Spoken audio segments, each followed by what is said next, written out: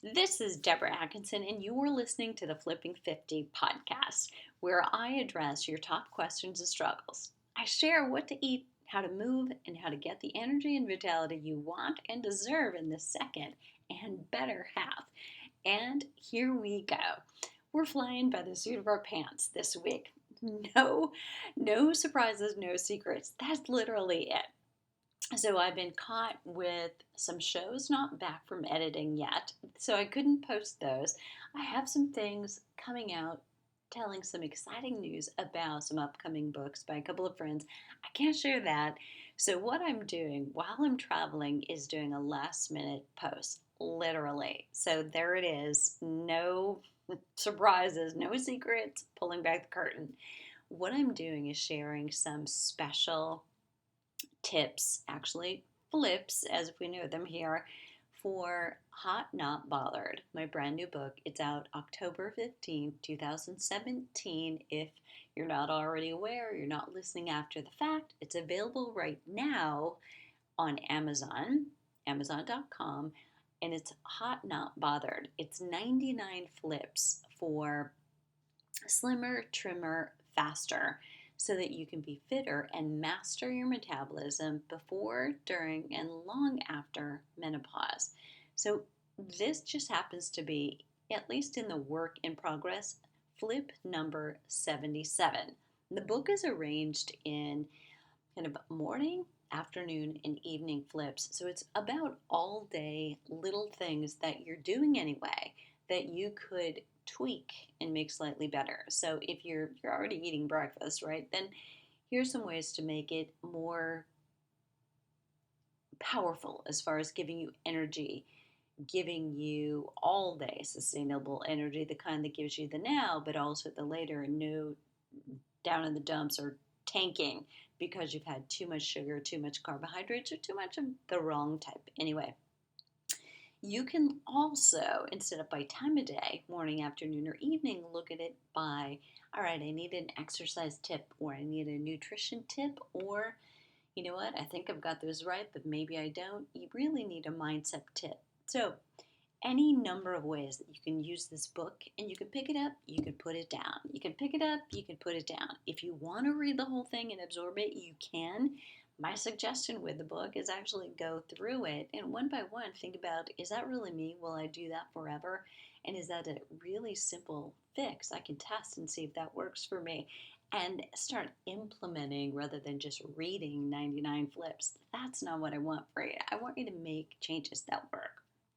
So this is number 77, and this comes from a question that I had from a woman in one of my groups this week who actually asked me, hey, is there some other way to make the exercise work? Because I'm going to guess that it's going to get boring just doing more repetitions as I advance. So what else can I do to make things better or take myself to a place of progression once it's easy to do what I'm doing right now?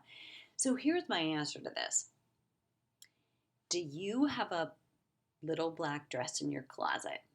The little black dress isn't going to go out of style. Neither is your best exercise plan. To some degree.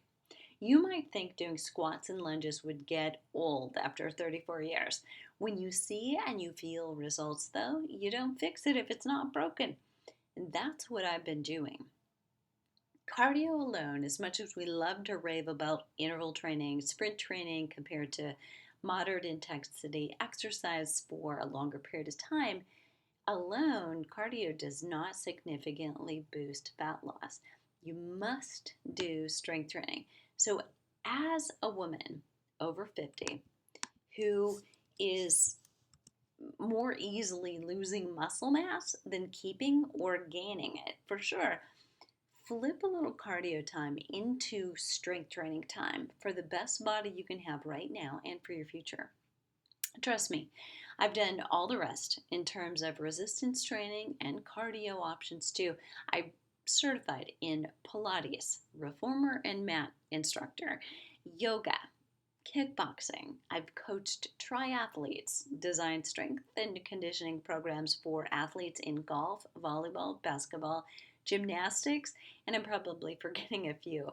I taught high and low impact aerobics, step and slide, and some of you don't even know what that means, boot camps featuring tire flipping and battle ropes. And after it's all right there waiting for me, if I want to use it, I go back to the best investment of my time every time. If I have 10 minutes 3 times a week, I'm not going to use my Pilates reformer to boost my metabolism. I'm not going to hang my TRX suspension trainer and push, pull, and squat with that. Why? If you were using Siri to get somewhere, wouldn't you want the fastest route? Variety for variety's sake can be a waste of time that many women today just don't have time for. If you don't use your time doing the thing that will be the most direct path to your goal, you're going to lose interest. Convince yourself it won't work and you'll give up before you experience results. Don't get confused. I am all for loving the exercise you do, and not but. We all need strength training to stay strong, build strong bones, and balance in order to play bigger at those activities we love. So I'm talking here about the minimum of 20 to 30 minutes a week. That's all. And I said a week, not a day, not a session, that you need to dedicate to strength training, featuring squats and lunges, or a substitute if you're one of my joint girls crying, no, my joints can't do that. Chest press and rows. So you've got this very basic list of exercises to do, and you want variety. Facts of life, potentially, for some of you. Here's how to make squats, lunges, chest press, and pulls a little bit more entertaining and engaging. Use one or more of them to keep things interesting. Now, this is for you who don't like the basics, who really need something more. For those of you who are great with the basics, I actually might want to encourage you once in a while to jump out of your comfort box, of regular routine and try these as well. Here's one. Change the order or the sequence of the exercises. For instance, if you always go Monday, Wednesday, Friday, or Monday, Thursday, if you're a 2 day a week strength training gal, you're going to go, say, you do your squats, you do your chest press, do your bent over row, and you do your lunges. And maybe then you cycle through them all again. If you're used to doing them always in that order, change it up a little bit. Change it up and do the upper body. Do an upper body chest press, then do a lower body squat. Do an upper body bent over row, and then do lunges. Small break, and you'll cycle through again. Changing the order of the sequence changes the emphasis on different muscle groups. Obviously, whatever you do first and fresh is going to feel the best. What you do last is going to be like exercising muscles under fatigue, and that's not always bad because that's honestly when we need to practice form, but you actually practice your perfect form when you do something fresh. So it's good to mix things up. The next one, do exercises unilaterally. Perform, say, an exercise with, say, a chest press with your right arm, and then do your left arm. All the repetitions on the right arm, then all the repetitions on the left arm. That's unilateral work. So I'm not talking about alternating limbs, I'm talking about doing one limb at a time. So you might do one-legged squats or all the lunges to the rear on the right leg first and then all of them on the left instead of alternating sides. That changes the rules. That single side gets more fatigue, more attention right away. Another one, change the tempo. So if you've been trained really well, going slow and controlled, it's not that you should give that up entirely, but change the tempo. Instead of just going lift in 1-2 counts, lower in 3-4 counts, you're going to change it to something like this. You're going to give a lift a certain count, hold it at the extension a certain number of counts, and then lower a certain number of counts and hold it at the bottom a certain number of counts. So it might look like this. You might say, I'm going to do 2, 2, 2, and 2. And that would just lift for 2, hold for 2. Lower for 2, hold for 2. Or maybe you'd change it up and you'd say, I'm going to lift for 4, I'm going to hold for 2, I'm going to lower for 4, and hold for 2. Now, the higher you go on those numbers, the harder it's going to get. But what you'll also find, surprisingly, it's adding time to the hold at the end point that makes that more difficult.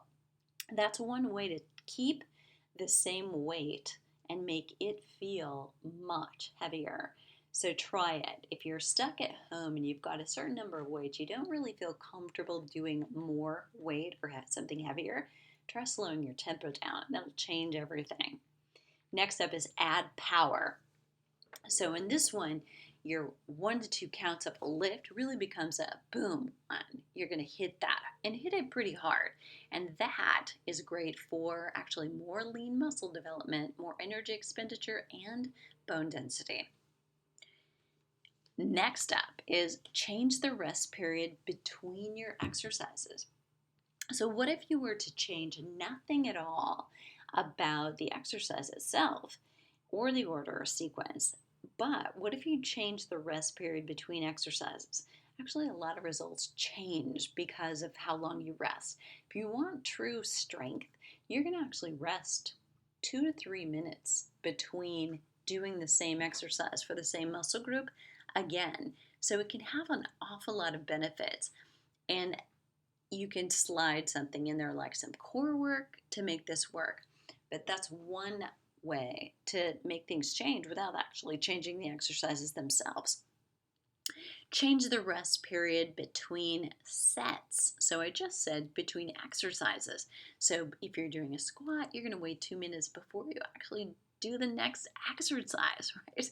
But what about not quite as hard, changing the rest period between sets? So you'd cycle through your 2, 3 exercises, or maybe your circuit of 8 to 10, and then you'd rest 3 to 4 minutes before you did that again. That also can change the amount of work that it feels. You'll feel fresh, but you'll also have the opportunity to gain more muscle and more recruiting because of that rest period. That can lead to more strength. Mix up bilateral. That means using both limbs. Unilateral, I talked about earlier, using one limb, and alternating limbs during the same set of an exercise. So here's how I do that. Looks like this with, say, a chest press. I would imagine lying on your bench or the floor, and you're lifting dumbbells, 1 in each hand. You're doing 5 of them with both hands at the same time.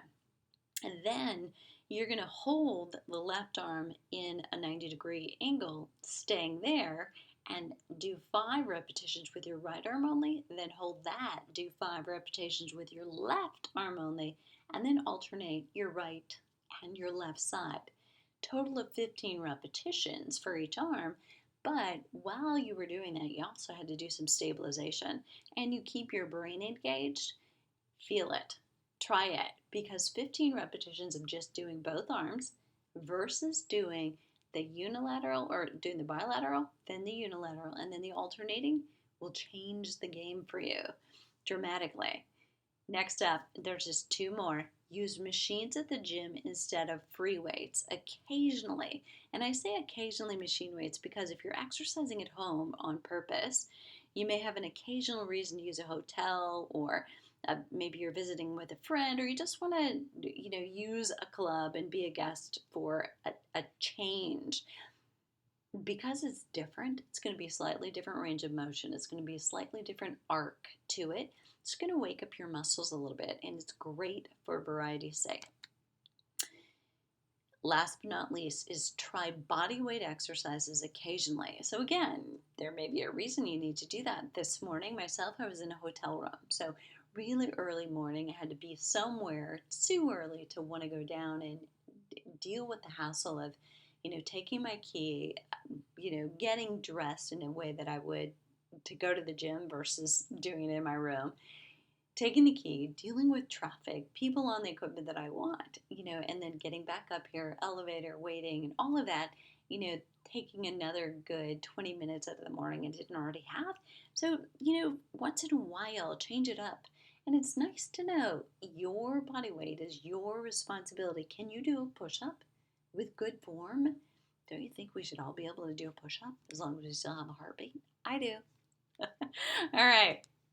Those were all the ways. So, quickly to recap, to be hot, not bothered with your strength training, change the order or the sequence of the exercises. Do exercise unilaterally, just one sided. Change the tempo of the exercise. Add power. Change the rest period between exercises. Change the rest period between sets. Mix up bilateral, then unilateral, and alternating limbs during the same set of an exercise. Use machines at the gym instead of free weights sometimes, or use body weight sometimes. And those are just some ways that you can change without having to feel like you always have to increase the weight or to mix things up. If you're getting bored with the same old exercises, here's a way to shake things up with some variety but still get the benefit of the very best exercises for your major muscle groups. Because the more you get away from those and start getting fancy and fluffy, your results also get fluffy. And that's what we're trying to avoid in the first place, right? So shoot me your questions. I'd love to hear if this was helpful. And that's just a sample of what you're looking forward to. I'm hoping, as much as I am, with the release of Hot Not Bothered 99 Flips for slimmer, trimmer, faster, fitter, or fitter, faster. I don't have the title in front of me, can you tell? And it's available now for pre-order on Amazon.com. If you have a question that I should include in that book, hurry, and get it to me right now. Or a question about what I posted today, leave it below the show link at flipping50.com. I love hearing from you. And if this episode was helpful, please leave me a rating in iTunes and then share this with a friend so that you surround yourself with a supportive community of women on the same journey. To get the most from this week's episode, you can check out today's show notes at flipping50.com/podcast, where you'll find the link to Hot Not Bothered that I mentioned, and know that there are resources coming along with that book just as a free part of reading it that will include videos that can make things like the podcast suggestions I just made easier because you'll see them visually. What are you waiting for? Let's start flipping 50 together.